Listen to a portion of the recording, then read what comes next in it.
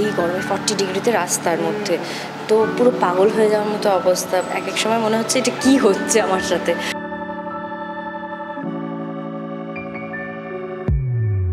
যেটা পরে কমফোর্টেবল মনে হবে সেটাই হচ্ছে ফ্যাশন আমার কাছে।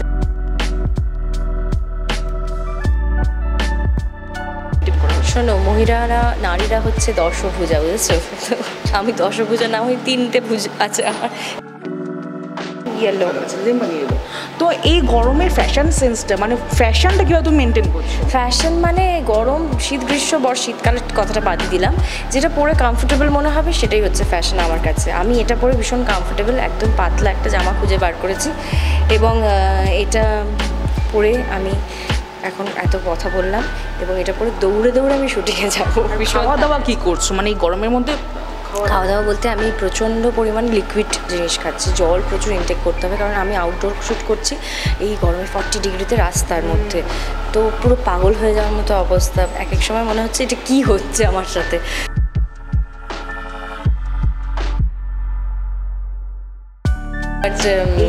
হ্যাঁ বল, তুমি বলছো আউটডোর শ্যুট বা সব কিছু কি আসতে চলেছে, একটু তো আমাদের বলো। একটা সিরিয়াল আসতে চলেছে খুব শিগগিরই SBF প্রোডাকশনে, সেটার জন্য একটু আমার সোশ্যাল মিডিয়াতে মাঝে মাঝে দেখতে হবে।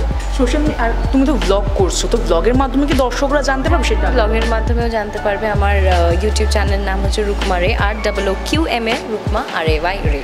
কীভাবে মেনটেন করছো মানে এইদিকে এটা ওদিকেও, মানে সোশ্যাল মিডিয়া, তার মধ্যে ব্লগিং, এডিটিং, এত কিছু কীভাবে মেনটেন করা? শোনো, নারীরা হচ্ছে দশভুজা, বুঝেছো?